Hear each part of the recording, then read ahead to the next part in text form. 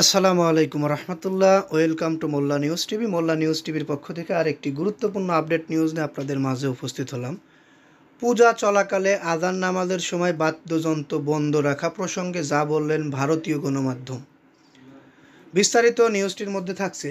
গুরুত্বপূর্ণ নিউজটি সকলেরই জেনে রাখা উচিত। দুর্গাপূজার মণ্ডপে বাজানো গান বাজনা, মাইক বা স্পিকারের আওয়াজ আযান ও নামাজের সময় সাময়িকভাবে বন্ধ রাখার নির্দেশ দিয়েছে স্বরাষ্ট্র মন্ত্রণালয়।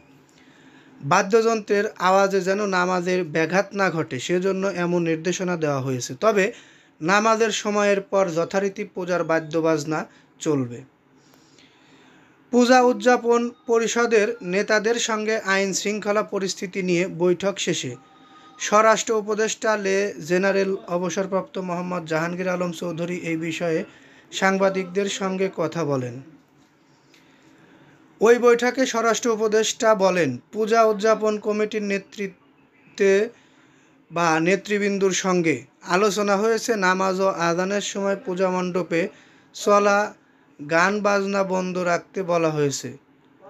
মণ্ডপে পুরোহিত না থাকলে অন্য কেউ যেন এই সময় এসে বাদ্যবাজনা আওয়াজ না করে সেটিও তারা লক্ষ্য রাখবেন।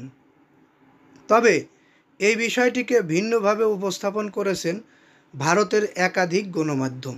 যেমন এই সময় লিখেছেন, নামাজের সময় বন্ধ রাখতে হবে ঢাক বাদ্যযন্ত্র। দুর্গাপূজার আগে ফরমান বাংলাদেশের। সংবাদ মাধ্যমটি আরও উল্লেখ করেছেন, অনেকের মতে এই রকম নির্দেশ দিয়ে হিন্দুদের উপর চাপ তৈরি করতে যাচ্ছে মোহাম্মদ ইউনূসের সরকার।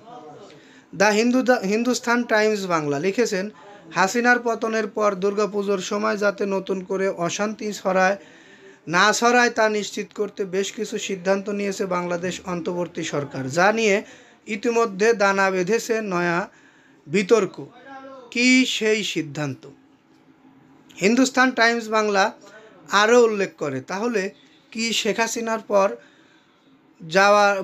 হাসিনার পতনের পর বাংলাদেশে দুর্গাপুজো আর কোনো সুস্থভাবে হবে না? এরকম কিছু তারা লিখেছে। এখন মানতে নারাজ বাংলাদেশ অন্তর্বর্তী সরকারের প্রতিনিধিরা। তারা জানান, পুজো মণ্ডপগুলির নিরাপত্তা নিশ্চিত করার পাশাপাশি যাতে পুজোর সময় সম্প্রতিও অক্ষুণ্ণ থাকে সেদিকেও নজর রাখতে হচ্ছে। প্রসঙ্গে, দুর্গাপুজোর সময় বাংলাদেশের সাম্প্রদায়িক অশান্তি নতুন কিছু না। বিশেষ করে গত কয়েক বছরে এই ধরনের ঘটনা অত্যন্ত বেড়ে গিয়েছে। এমনকি তাতে একাধিক মানহানির ঘটনা পর্যন্ত ঘটেছে, জীবন বিন্যাসের ঘটনাও ঘটেছে। তথ্যভিজ্ঞ মহলের একাংশ আশঙ্কা, হাসিনা সরকারের পতনের পর বাংলাদেশে দুর্গাপুজো চলাকালীন অশান্তি আরও বাড়তে পারে। এ কারণে দুর্গাপুজোর কমিটির সাথে আমাদের অন্তর্বর্তী সরকারের প্রতিনিধিরা বৈঠক করে সিদ্ধান্ত নিয়েছে। এগুলো নিয়ে ভারতের এত মাতামাতি করার বিষয় আমরা দেখছি না। আপনাদের মতামত অবশ্যই কমেন্ট বক্সে জানিয়ে যাবেন। ভালো লাগলে লাইক, কমেন্ট, শেয়ার করবেন। পরবর্তী নিউজ পেতে চ্যানেলটি সাবস্ক্রাইব করবেন। এই বলে এখান থেকে বিদায় নিচ্ছি। আসসালামু আলাইকুম।